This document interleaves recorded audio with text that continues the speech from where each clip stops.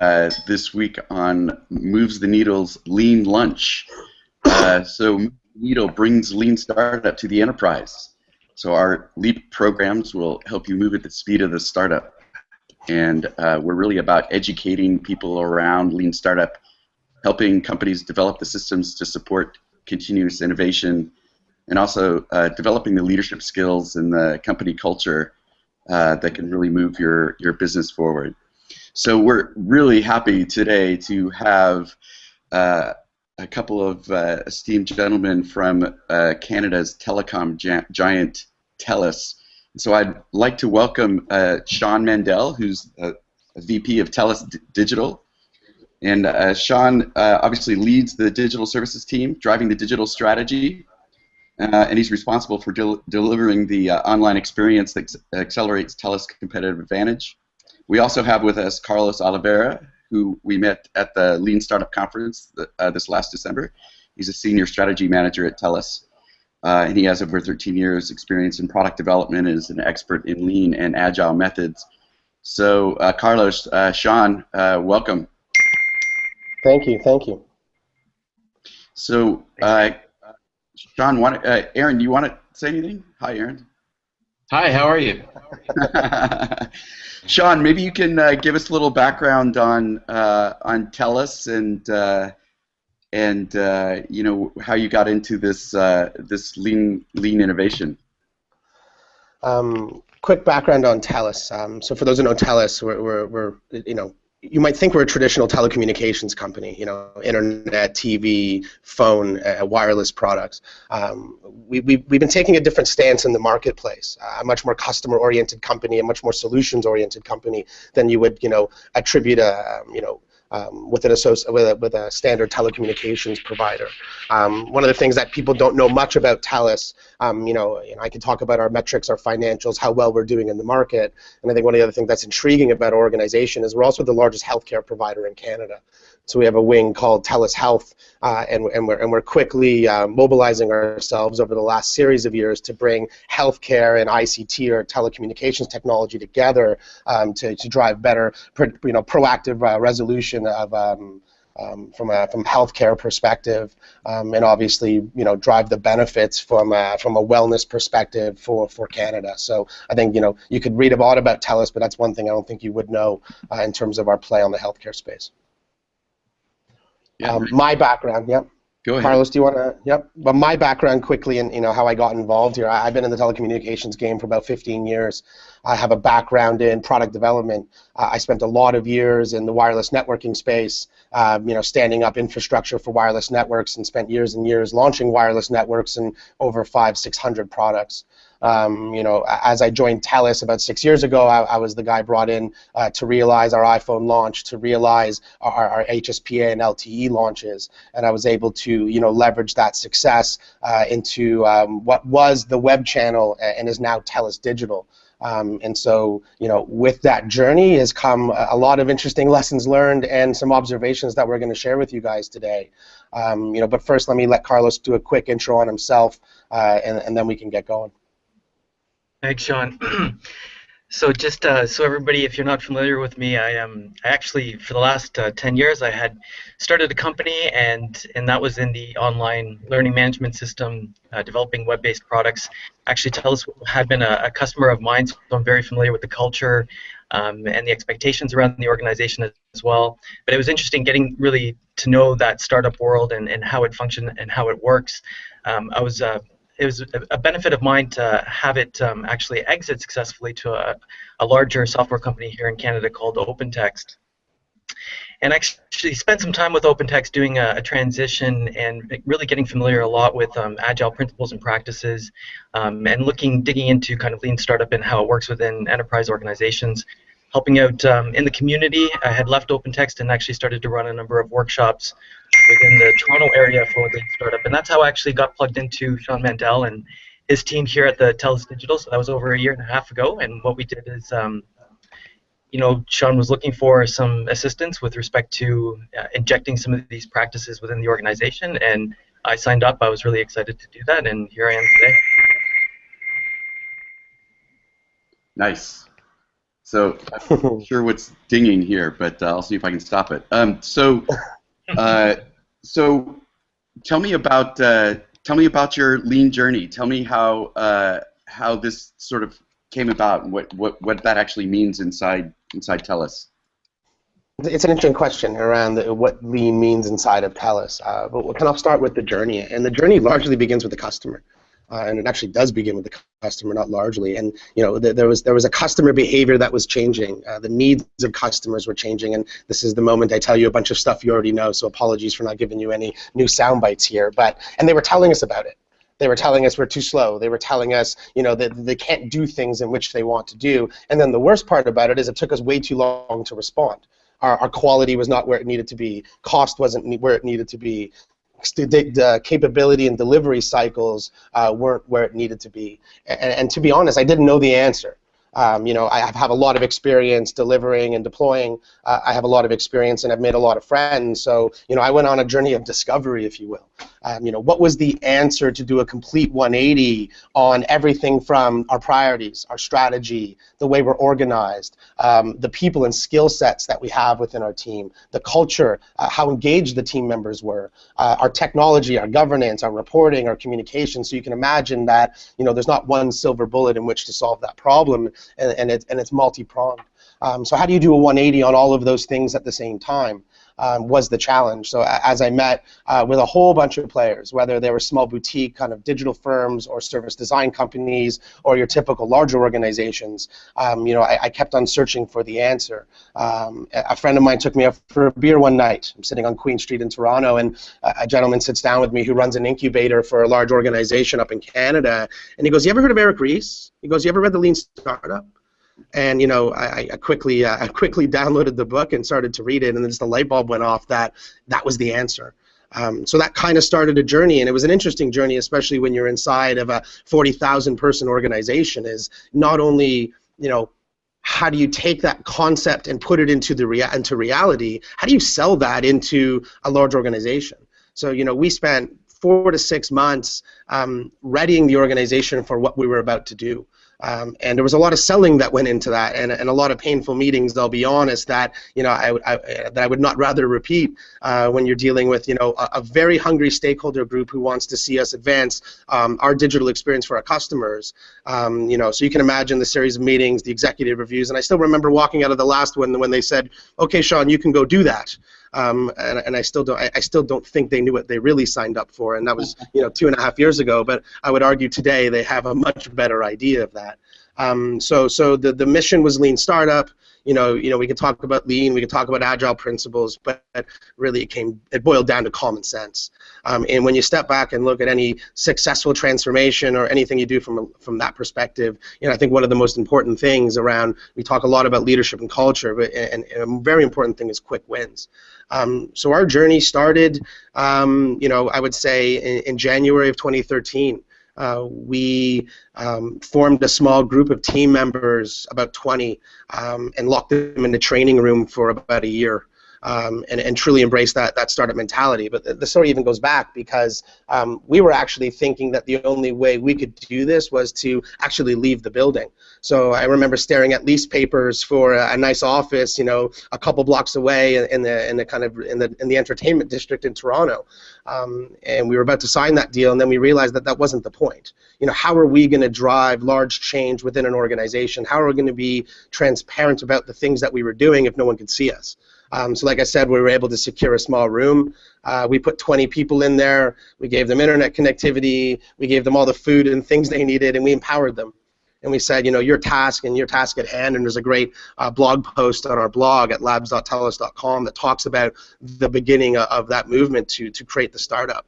And we've been kind of at it ever since. From January till about April, in 80 days, we re-platformed our entire digital platform and went to market with an open beta. One of the things we really like about Lean Agile and the journey we've been on is, a typical organization like ours of either large industry or within industry typically cook stuff in the corner, do a big reveal after a huge capital spend, after a huge IT and systems effort, only to get feedback from your customer probably when it's too late and on the other side of that delivery cycle. So we spent a lot of time building in public in an open beta with our customers. Because when you really step back and peel away the layers of lean and look at the true definition of all of this, it's simple. Put the customer in the middle of everything you do. Orient all of your processes around driving value for that customer and do all of those things with as little waste as possible. So when your entire organization is galvanized around this notion of customers first, and I should probably take a second to explain what that means. When I joined the organization back in 2008, we were a CDMA provider with not a very competitive TV service. Since then, we've launched world-class networks. We've created parity from a device perspective with the iPhone, and we do have a world-leading television kind of experience on IPTV with Optic TV.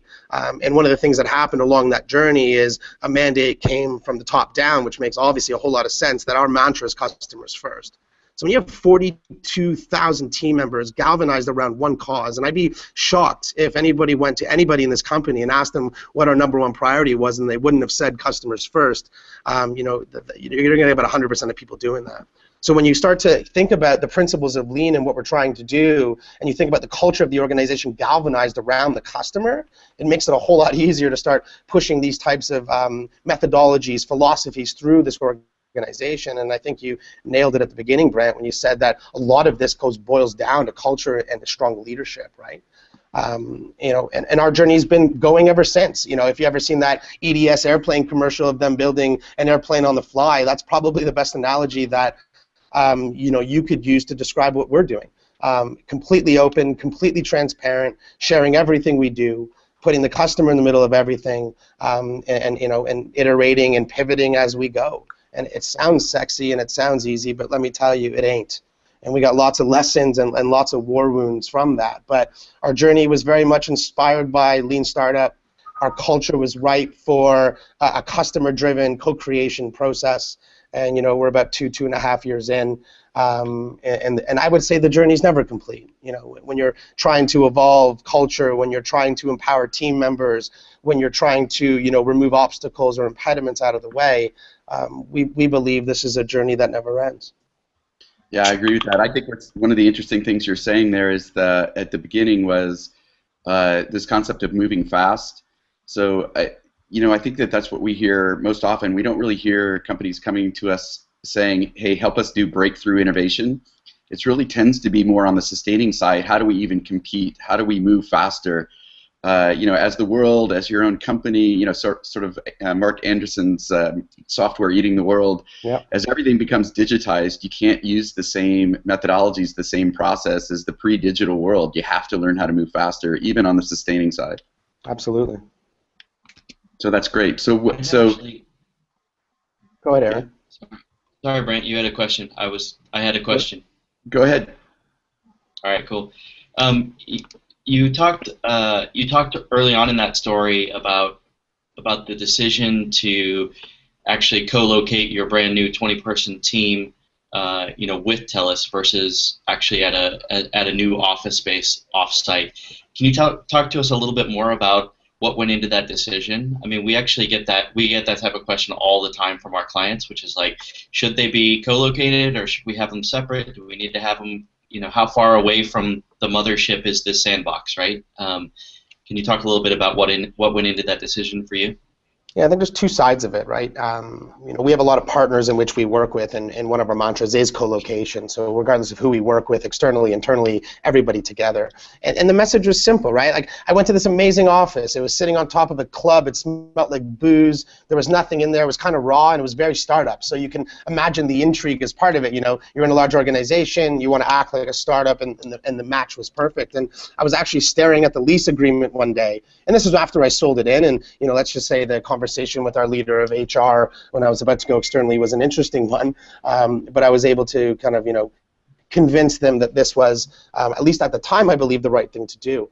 But when you step back and look at all of this and this desire to move in the debate, it comes down to one simple thing, and that's about, we wanted to create a fishbowl. We wanted to create a level of transparency that would have a larger impact upon the organization. We knew that, even though we're a startup within a larger organization, and the team is much broader now because the 20 team was more of an experiment so as not to kind of disrupt our business as usual operation. And I think that's an important point for people on this call, is if you're going to start something like this, it's important to kind of incubate a small team, give them the ability and the opportunities to fail and iterate, and then as that becomes successful, you can scale that much more broadly. If it doesn't, you haven't disrupted or interrupted all the other activities that you have going on, because at the end of the day, we are running a business. And a lot of it, just to be honest, Aaron, was more how are we going to change an organization? How are we going to have a larger impact? How are we going to be transparent when I got to usher people 10 blocks down, 5 blocks down to go see what's going on? So we actually strategically positioned ourselves next to the executive telepresence boardroom. So there's all kinds of meetings coming in of that, and like literally 10 steps down that way, there was a door open. What's going on in there? We'd walk them around, and they would just walk in and be like, "What's this? It smells like a frat house in here. There's sticky notes all over the window. There's designs everywhere, and there's a bunch of people collaborating in real time." And when you have certain culture with cubicles and certain real estate setups, and I should probably not downplay the importance of real estate, because we do put a heavy focus on open collab space, and real estate would have been another kind of key angle to that longer list that I listed off earlier. You can't be transparent when you're not there. They can't see it. You're not going to have that impact.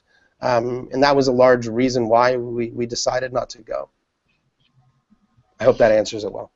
Yeah, so can we dig in just a little bit on, this is like one of the most common questions is, so, you've read the book. What's that first couple discussions with your leadership like?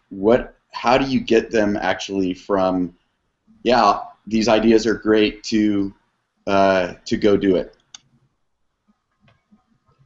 It depends where you're starting, I would largely assume. I remember walking into some early meetings, and I would say, so, we're going to be a digital-first organization. We're going to leverage digital to be disruptive and to evolve the way we work and deliver value for our customers. And you would think there'd be a lot of nodding heads, but you sometimes start off going, what do you mean by digital?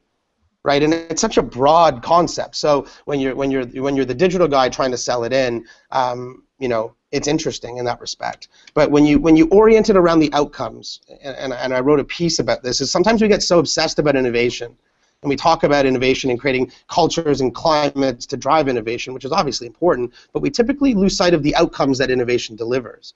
And we spend quite a bit of time focusing on outcomes, focusing on what it meant to our customer, focusing on how am I going to reduce friction, how am I going to reduce effort, how am I going to drive a better client experience. And like I said, when your culture's ripe and you're all obsessively talking about the customer, and that's why we like Lean, because we believe it's common sense. It fits within our DNA. Those conversations are much easier. And if you're in any organization and you're trying to sell in these ideas or these concepts, and to my friends listening to the cast, orienting a lot of your dialogue around customer outcomes and customer value is definitely the ticket, and should resonate with your executive, and is what made us successful selling this through. Even though we had some rough waters, we had to do some explanation, we had to kind of dance around a bit. It really boiled back down to customer, and that's what made it easy to digest. So that's awesome. I think it's it's sort of classic. It's classic innovator's dilemma for most organizations, and it really does come down to, in the end, you need budget. And so, like Martin Longo just asked one of our viewers, he says, curious how adopting Lean affected or didn't the existing budget process. And so, how do you actually convince them to take a portion of the money? I think is sort of the $1 million question. Well, actually, the ironic part was they offered me more money at the beginning. I remember sitting in a strategy review at the end of 2012, and they go, "Shawn, that's great. You're going to do all these great things. We're completely bought in. Don't you need more money to do that?" and I said, and it was funny because everybody looks at me, is like, who's asking to get more money? This never happens. And my answer was simple. I go, I don't want more money. I said, I want to creatively constrain my teams with capital. I want to see what happens. I want to see, if I can create the right environment for these team members to co-locate, co-create, and innovate, and I constrain them with capital, what are they going to do? What ideas are they going to come up with? How are they going to work through that? Because we are trying to embrace, as best we could inside of a large organization, a kind of a startup mentality. And we all know startups have to reduce risk. Startups don't have big purses. Startups have small number of people, in most instances aren't getting paid. They got mouths to feed. So when you step back and you're trying to create that true environment, throwing tens and tens of millions of dollars at it actually doesn't drive the right culture, because you have to be very, very restrictive inside of a large company around those levels of constraints. Well, actually, spending a lot of money is kind of the old way of doing it, right? Is they kind of say, listen, we're going to go and put $10 million in this program, and of course, sort of the more money they input, the quicker they want to start seeing the return. So I think if you get them to start smaller, then the demand for immediate return is not quite as great. And if you show customer demand and you show the upside, the money will come. And one of the most important things we were evangelizing within the organization, not just to our team and other teams, is how do you know if this will hunt? What are you doing to go validate with customers? What are you doing to ensure that this idea is the right idea? And that's why we love Lean Startup and those methodologies, because it's about shortening those validation loops as quickly as possible. And we like Agile because then we can deliver in an iterative fashion and pivot based on customer feedback. So for us, it was, I can tell you in 3 to 5 days if something's going to hunt. And if it's going to hunt and we can show the value on the other side of it, the money will come. But throwing money, and people wasn't necessarily the solution to the problem. I would say historically, too many people and too much money was part of the problem. I agree. I can agree completely. And so what? So the one, if you're that involved with the customers, let me ask you this. One of the criticisms of Lean Startup, which I don't agree with, is that you can get stuck in experimenting around within the local maximum as opposed to the global maximum. And so, I mean, have you sort of confronted that? Do you take some time to do some of the more bold experiments? Yeah, we do, and we're starting to build that muscle more and more, right? And I would say, and we've been talking a lot about the customer. We know the customer is really important, but it ain't the only data point, right? We have a significant investment in analytics, real-time analytics, and we always have this mantra: why would I build something I can't measure? So we put the right mechanisms in place with real-time data and analytics to drive informed decisions. You couple that with strong validation and usability sessions with customers, some gut, some experience, and it's really the combination of a bunch of those things that allows you to do it. And the power of the internet, and we all know this, is the global reach, right? So I can get anybody anywhere validating the things that we bring to market. And at the same time, there's always that argument that customers sometimes don't know what they want. So you need to be careful that validating some new idea that might seem radical and using that validation of a customer's point of view as a proof point might not necessarily be the best thing to do depending on the situation.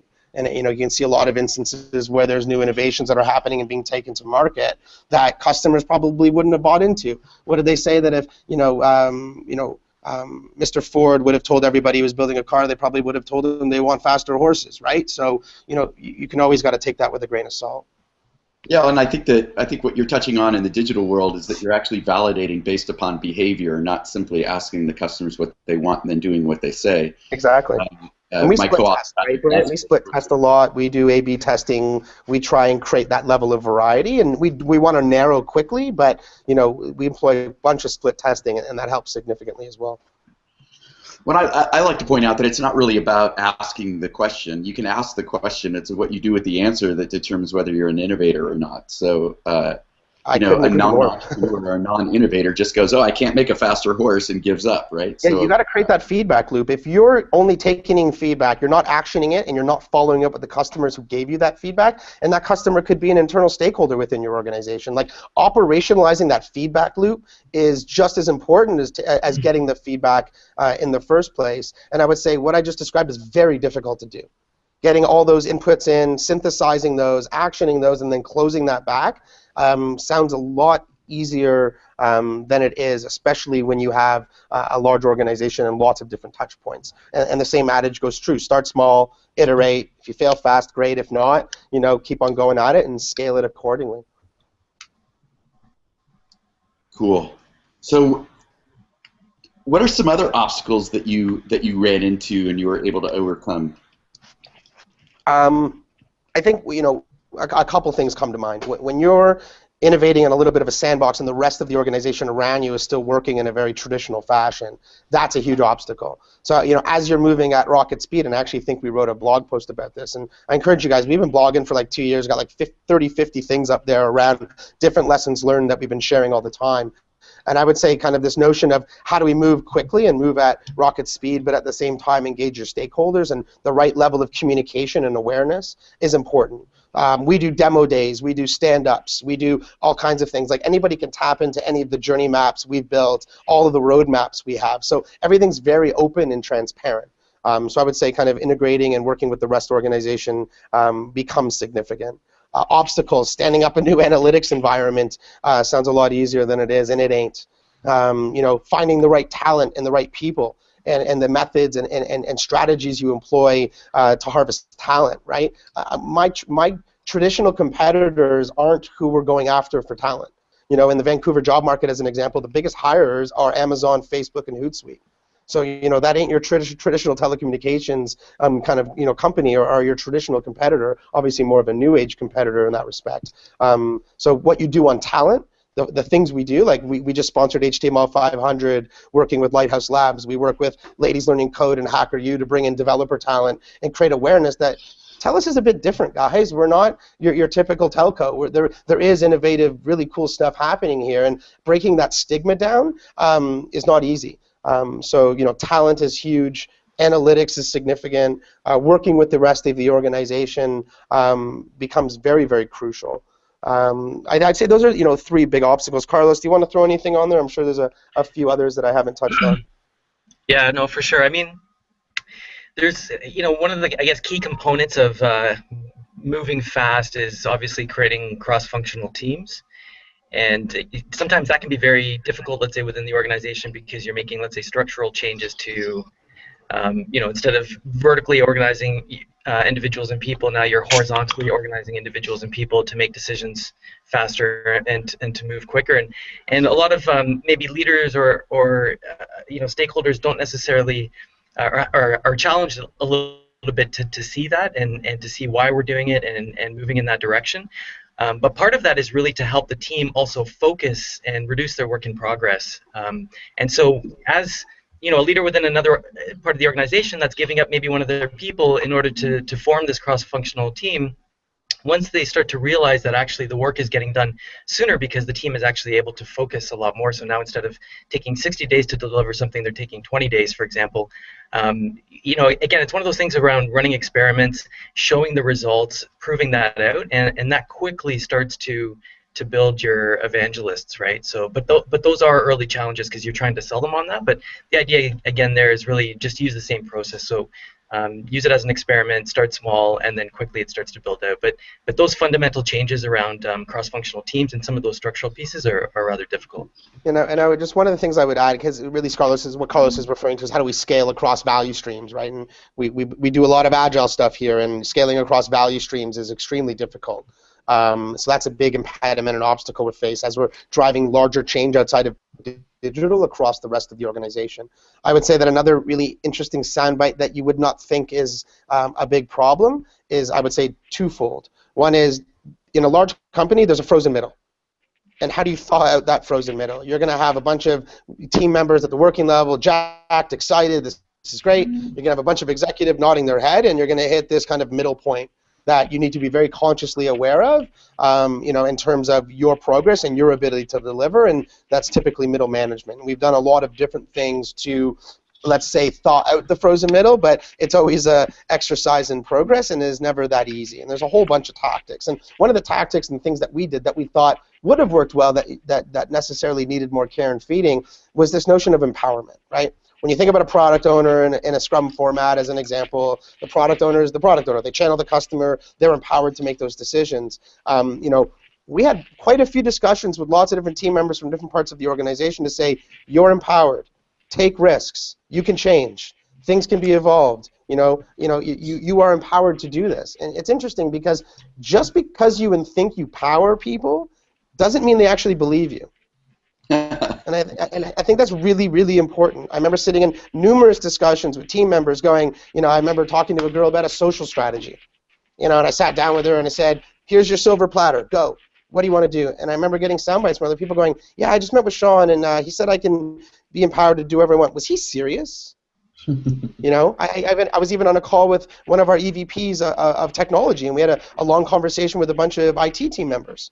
And, you know, take risks. It's okay. We want you guys to, you know, pave a new path, find a new way. Half that room didn't believe us, right? And so understanding if those people really have the desire to change is so important. How you do that largely depends on the situation, you know, whether it's in a large format, small one-on-one, it really depends. But don't make the assumption that just because you say that you're empowered or you give that level of empowerment to those team members, that one, they believe you, and two, they really know what to do with it.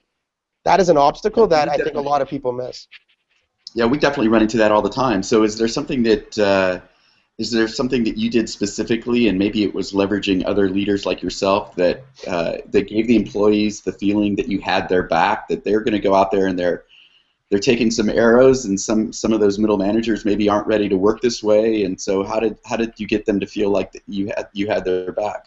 It goes back to leadership, guys. You know, and I could talk about a million things for hours about all the successful ingredients and really what the key components of success are. But and I've kind of, you know, I talk about this a lot with Carlos and Harry, who works a lot on this on my end as well. And you know, we talk about with strong leadership, the rest is just details. Strong leaders create that environment. Strong leaders shelter their team members from noise and distractions. I would also say that empowering people and leveraging customers as your sounding board to prioritize the work in which you do gets rid of that noise, gets rid of that opinion, and you can only imagine running a website and many other things, and you know, it's one of the things we do, you know, with tens of thousands of people giving us feedback constantly internally. Everybody has an opinion. And so, you know, by, you know, creating the right culture from a leadership perspective, sheltering your team members from that noise, and doing your best to kind of leverage the customer's point of view to validate that in which you're doing are some of the tactics we've employed, you know, to drive that empowerment, to drive that autonomy of team members, and you know, and let them, you know, and give them the confidence that this isn't a hobby, this isn't, you know, something that might be pulled away from them, that this is a permanent thing. Yeah, and eventually they have to go for it. Yeah, you don't need permission. You know, it's interesting, right? We have this new philosophy, and some people don't like when I say it, but we seek forgiveness, not permission these days, right? And you know, and one of the things we spend a lot of time talking about with team members, and I remember Carlos and I did a lean enterprise in Toronto, a big stand-up, and a bunch of these people at the end were asking me questions and standing up, going, oh, I tried to sell that into my boss, or I was trying to get this done and no one bid on it. I even had team members internally at a director level who, you know, had large budgets and significant sized teams, and I said, what's stopping you from changing? What's stopping you from continuously improving? You know, isn't that part of all of our job descriptions? Really, at the end of the day, is just to make things better. And I think people forget that. You do not need permission to deliver value for a customer. You do not need permission to smooth out or lean out your process. Like, that's just part of your job. And I think people lose sight of the fact that that is the case. And, you know, we do a lot to remind our team members that that's part of the deal. That's what you get. You join this team, that's part of the opportunity that it represents to you, and the broader organization, you know, is very similar in that respect.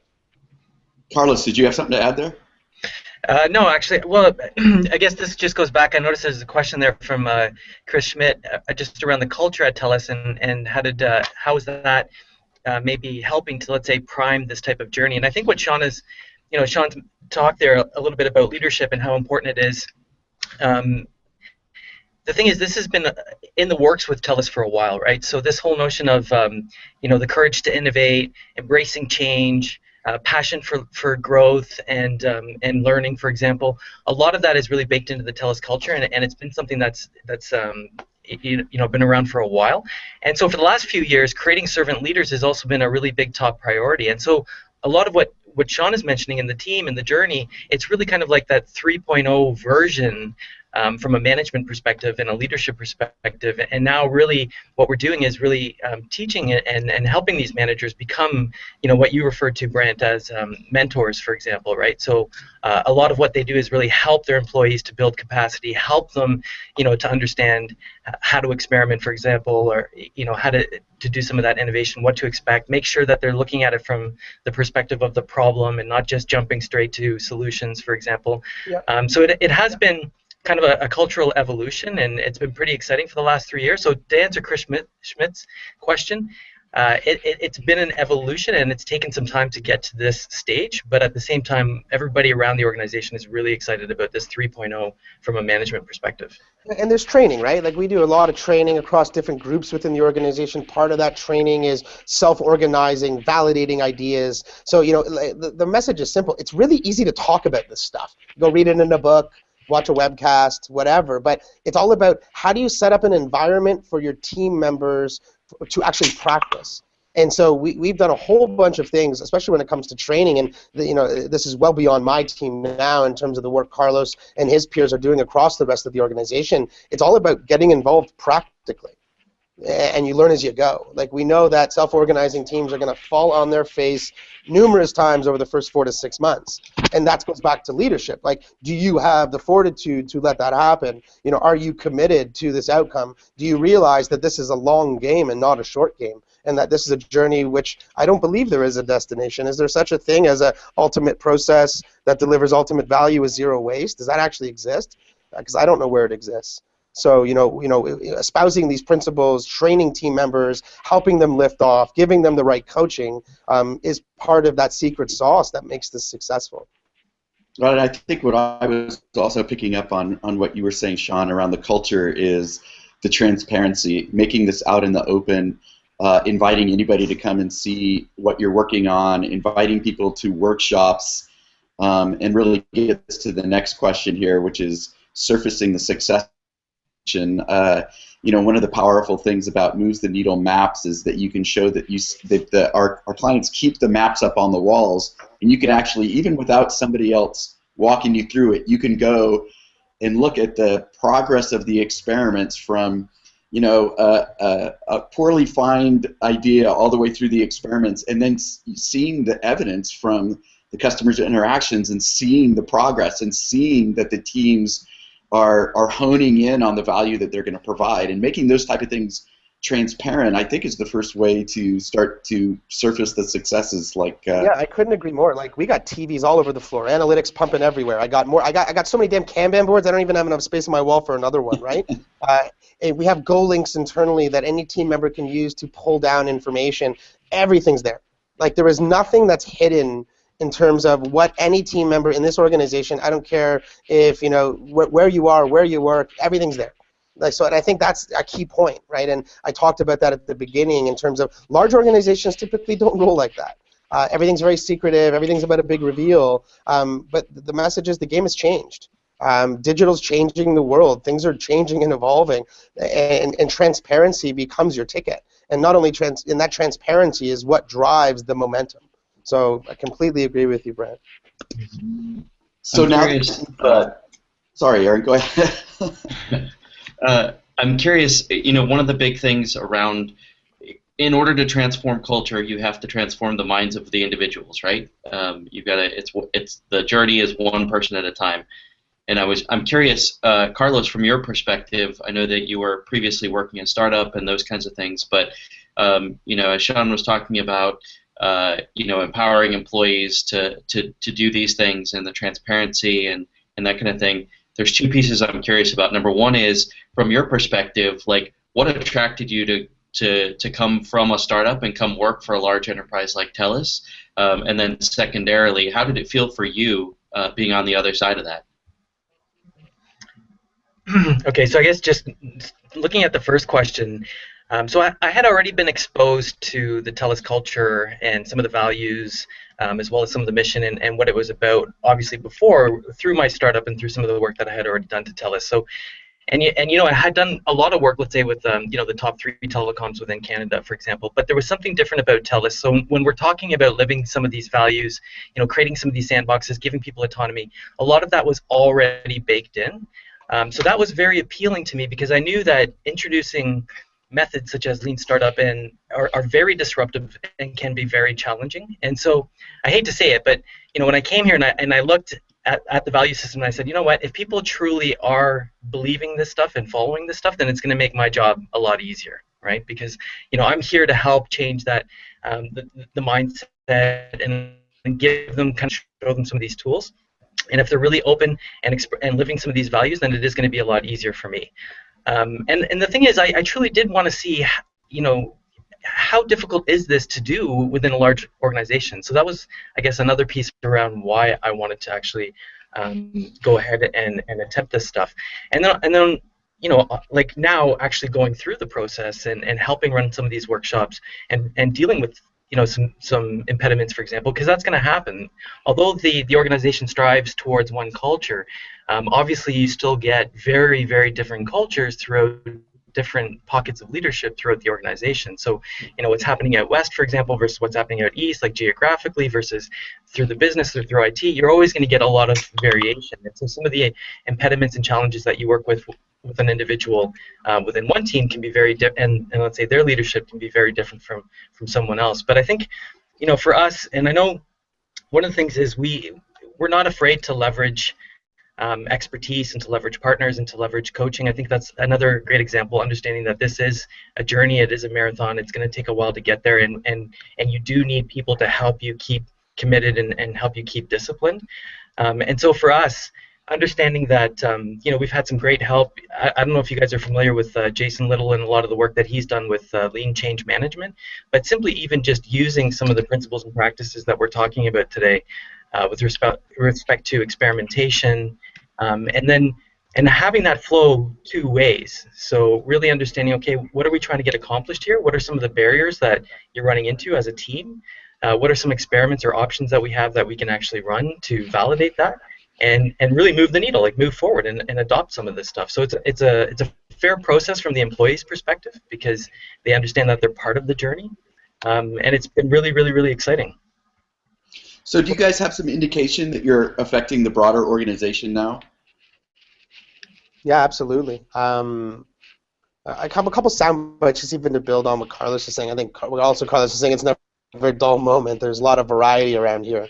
And it proposes different types of challenges, right? So I think it constantly challenges your skill set, and you'll notice a lot of what Carlos just said had nothing to do with his background around lean and being an agile expert and all of these things. It's about people. It's about behavior. It's about how to kind of respect others, become credible, create trust, and be influential becomes important. So it really bends and shapes and shifts you in many different ways, which I think is what's intriguing about the opportunities within what we're up to. And I would say, yeah, the metrics are definitely moving in the right direction, but I think that maybe we haven't harped upon enough around how hard this is, how difficult it is to sustain this momentum. Thinking about a lot of the face plants and lessons learned that we had, anything as simple from bad investments to unclear roles and responsibilities, or assuming that information's flowing across teams in the right direction. I think the message there on things that my friends on the call should do is don't make that assumption. One of the cardinal rules I have with my leadership team and my team abroad is don't assume anything. Even the simplest thing will bite you. And also when you have irons in the fire and lots of things on the go, pay attention. You obviously want to empower an environment where people learn from their mistakes and they're empowered to do that. But sometimes you need to lead by example. So taking your eye off the prize on some important things that you have spinning up could be the biggest mistake that anybody could make. And I have a few of my own lessons learned with regards to that a couple years later I'm addressing now. And even if you step back and look at, we got, I don't know, Carlos, what do we got, 20, we have about 15, 20 sprint teams just running within my world alone. 2 years after these teams have been stood up, they're up the maturity curve, they're running at a great velocity, all the story points, all that stuff. We still have coaches in. We still have people coming in, having conversations, looking at the details, how they grow their backlog, how do they perform their rituals. So like this, don't suffer from this not invented here syndrome thing. Don't be afraid to ask for help. And I think that's an important message. Like, you're not there. You'll never be there. And I think that's an important message for people on this call to understand that, I've had teams running for 24 months who are still being coached, who have different refresh on coaches to bring different perspectives in. So I just want to make sure I'm, harping on that point of difficulty and some of the techniques and things we're doing, because this is not for the faint of heart, right? Like, this is about grit. This is about a grind. I'm grinding every day. I just grind before I got into this call, and I'll go for a grind when I get out. So it's really important that everybody understands this is a lot easier on paper and not so easy in practice. As for metrics, guys, sorry, go ahead, Brent. I hope you feel like this is a little bit of a break for you, Shawn. This is easy. Yeah, we're just hanging out, No, I think it's an important point, right? I hate when I go to, hate's a strong word, but I don't appreciate when I go to conferences or I hear people speak and they talk all about their successes. Because for every one success, there's about 100 failures. And I think it's important for everybody to realize and for us to emphasize that point that, It's a long journey. It's hard. I do get criticized even for my book that I make it sound too easy. So I think once you get in there, it's a difficult slog. So absolutely. Are you seeing the traction though with sort of the non-product teams and marketing people, sales people, product managers, even internal processes? Are you starting to see any infiltration into some of these other groups that can help the company move faster in different ways? Oh, absolutely. Everybody's seen the, how to start a movement. Derek Sivers with the guy dancing on the grass, like a lunatic, and next thing you know, 3 minutes later, 400 people are dancing with him, right? I think that's a good analogy for what happened here. So that's how you did it, Shawn? You did a TELUS flash mob to get people on board? We went native and into the country, got naked and started dancing around, right? But I think the point is simple, right? You got to lead by example. You got to set the trend, and sometimes it's not the person who leads, but that first follower that makes all the difference. I think you guys would be quite surprised to see where this is going within the organization. The thousands of team members that have been trained, just the dozens and dozens and dozens and dozens, and I could keep going because there's a lot of teams sprouting up across the rest of the organization. So let's just say we started a brush fire and it's burning very, very bright. But that poses challenges, right? Because as you stand up these things in functions, right? It's very easy to stand up a little team. They're iterating on a website. We talked about some of those challenges, but as you start to scale across value streams, it becomes extremely difficult. So that's the mode we're at now, is we're being quite strategic around how we scale across those streams. So yes, the answer is short. We have started a fire in this organization that's burning very bright, and we're doing everything we can to sustain it and maintain it. And yes, the metrics are moving in the right direction. We could talk about quality, we could talk about time, we could talk about cost. But maybe Carlos can build on this because we spend a lot of time with our agile scorecard and what metrics we believe are most important. And we boil it down to one simple thing: is we have empowered team members who have a greater sense of satisfaction and self and this intrinsic motivation. My opinion counts. I'm empowered. Those are so powerful in terms of driving the right culture within your organization. Back to the behavior, I think, point Aaron you mentioned before. Carlos, why don't you talk about some of those other metrics? But all those traditional metrics are moving in the right direction, but we measure far more than that. Yeah, I would agree with that. And so I guess just to answer Shawn and Brant, your question around, what are some of the other things that are happening throughout the organization? So you're seeing marketing teams now that they come to a lean startup workshop, for example, they get some ideas, they huddle, they start creating cross-functional teams, and now they actually start running experiments and they start pivoting and looking at the number of pivots and stuff, and it's amazing. So traditionally they may have, let's say, gone and spent a long time doing some market research, but now they're killing their ideas very, very, very quickly. So they huddle in a room, they do a quick sprint, they go out, they hit the streets, they talk to customers, they do a lot of customer development, and they're actually having a lot of fun in the process. And for us, that's a huge success. Even just understanding that we got to help them and we got to coach them because they're kind of on a new journey, but just seeing that happen within the organization for us is extremely successful. And the thing is, once they actually kind of get a hold of some of these tactics and techniques, they start taking it to the next level. Like they're now running concierge and Wizard of Oz type of experiments where traditionally they might have to go and make some system changes, which within, like, let's say a large enterprise organization, going through layers and layers and layers of technology takes months and months and months and months. And now they're looking at, okay, we're thinking about doing a referral program where customers can invite other customers and get $25 off. What's the least amount of effort that I can do to just test whether or not I've got the right customers for this brand and for this product? and what's a simple form I can, really quickly put up on the website. And so when I hear about these things and when I come into the room and see these types of experiments that they're running, I'm just floored, and I'm yeah, I should blown like away. carry my laptop and take you around the corner. You should see that we got these 2 scrum rooms at the end of the floor, and it's quite active in there. But I think it's interesting your point, right? We can talk easily a lot about agile in software, right? It's from a SLDC perspective, but we're seeing a lot of agile in non-software. And that's where, from a marketing perspective, it really drives the rest of the organization, right? The reach of some of these larger marketing programs are significant. They hit sales, they hit contact centers, they hit, and it's numerous, the list of team members that are functions that need to get involved. And that's when we talk about scaling across that value stream. So ironically, it's actually the non-software work we're doing in Agile, which is stressing out the value streams to actually deliver those capabilities.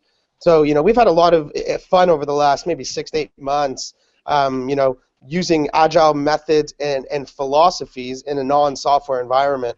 And it's fascinating because, the same principles apply, right? You're making your commitments, you're following your rituals. Anybody who says that I cannot apply those methodologies to anything is, I think, a bit misled, right? When you look at a liftoff and a typical liftoff, you can apply these principles to pretty much anything as far as I can see. We haven't really run into anything that doesn't apply. So the non-software stuff is fascinating. No, in my book, I introduced the value stream discovery tool, and it was really because the product is only one portion of the value stream. You have to, it's all the way from a customer first becoming aware, through the marketing funnel, through the product, all the way to becoming passionate about the brand. So the last book was the Lean Brand. So it really encompasses the whole value stream. So that's awesome that you guys are driving that referral and driving least effort, right? We talk about net promoter a lot. We're very big on net promoter, but we're evolving ourselves away and thinking reducing customer effort is probably the best barometer of loyalty. And then in turn recommendation, and then that virtuous cycle that goes with it. So net promoter is important, but my friends on the phone, or watching this today, should really look at effort. How easy is it to do business with you?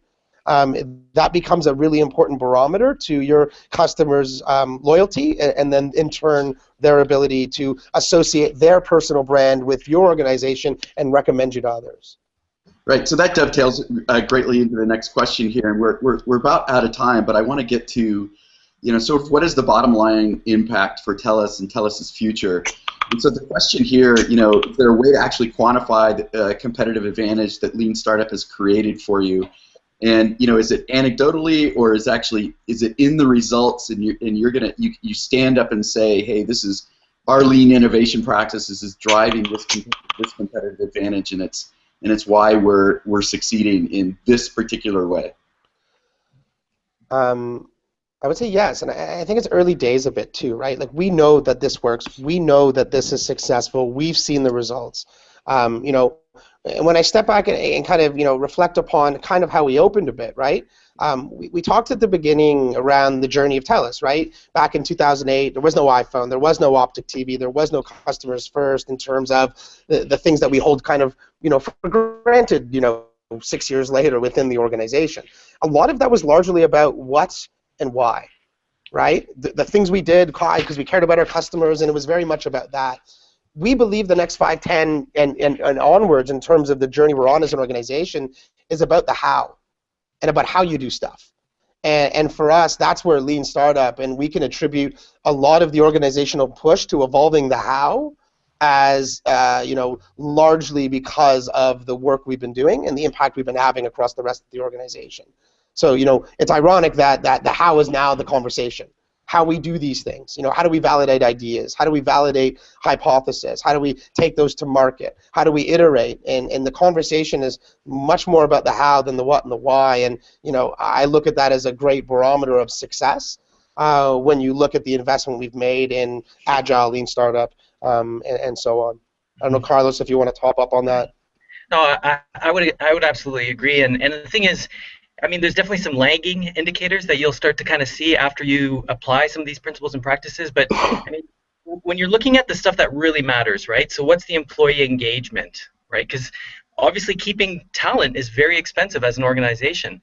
And like I mentioned before, like, we've seen huge increases in employee engagement, even just in Shawn, continuously over the last year or so, there's been huge increases in employee engagement. And then the other thing too is, from a customer's perspective, you'll actually start seeing this, like the lowest churn rate in the industry for a reason. Customer, referrals or likelihood to recommend. I guess you mentioned that before. Net promoter scores. Yes, these are lagging indicators, but as a result of these cultural movements, as a result of putting in these principles and practices, all of those needles start to move in that direction. And the key is making sure that we're actually measuring the right thing. So, are we changing the way that we're prioritizing and funding projects? Are we changing the way that we're building teams and giving them the empowerment, the autonomy? So if we're doing those things, these needles start to move. Well, for subscription-based business, lowering churn is a direct result to revenue, right? So I mean that is the growth metric for a subscription company. So I mean it may be a lagging indicator, but it actually directly impacts revenue. Yeah, Sure. and I would say a lot of that we're building upon a great foundation. We've made some strategic investments in the right place as an organization, and now we're kind of in the mode of adding layers on of the stuff that we're doing, and it's propelling us forward. So and even back to Aaron's question and some of the stuff we're measuring and really working on is how do you measure adherence, the behavioral side of that.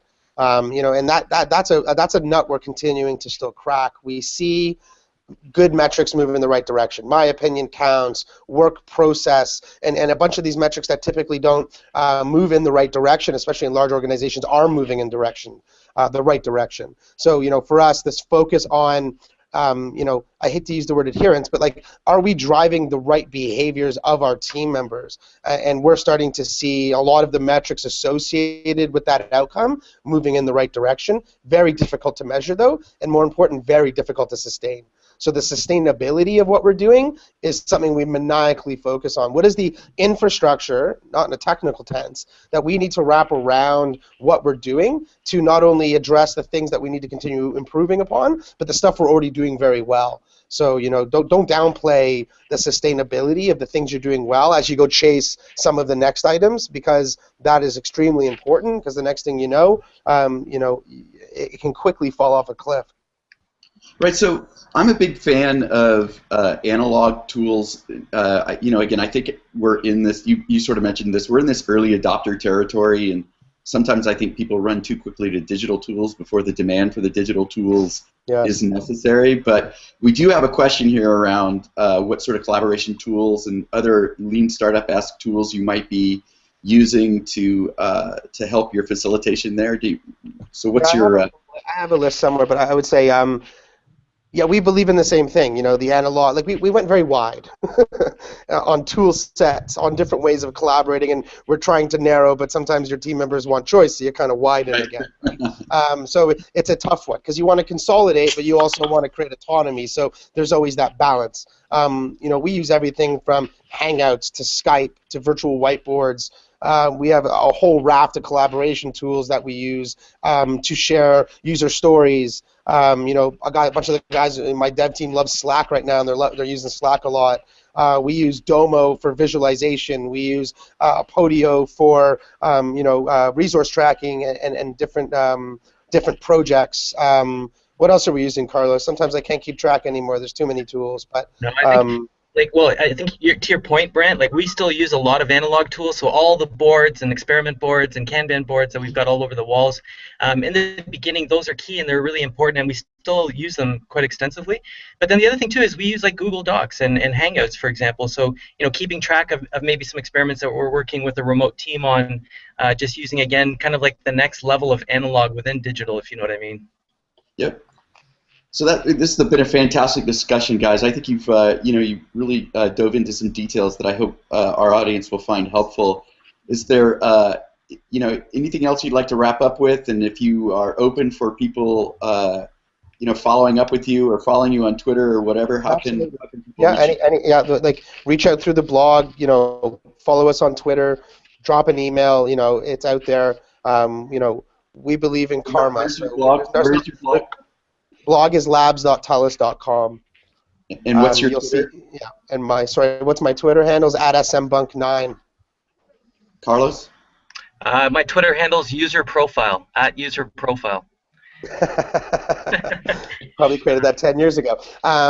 Is there any key messages we want to close off with, Carlos? I think we we dropped a lot on the team today, and I hope that we gave you some good tactics and some good practical sound bites around how to apply this within your organization or your startup, whatever it may be. I might leave you with one thing. Don't downplay the power of culture and the power of leadership in this. You have to make sure that your culture is ripe for these types of things, or you're truly going to bang your head against the wall. Because even when the culture is ripe, you're still banging your head against the wall. So just always have a good barometer on the culture and the climate within your organization, and this notion of this kind of, we always talk about the change starts here. Can we count you guys in? And I think it's important to really measure the appetite for change within your environment. And like I said before, we believe that the simple ingredient, if you have a strong leader, the rest is just details. So I would say the cultural portion, the leadership component are probably the most two important things here. That's amazing, Shawn. Thanks so much. Thank you, Carlos. Thank you, everybody, for joining us on our Lean Lunch. I'm here with Aaron Eden, who can be reached at Aaron Eden. I'm Brent Cooper. You can reach me at Brent Cooper, and you can follow at Moves the Needle. We have tool sets on our website. If you'd like to download and use some of our maps, you can go and find those on our website. But we're proud to host these Lean Lunches where we're bringing leading corporate innovators that show how they're using these Lean innovation practices to transform their organizations.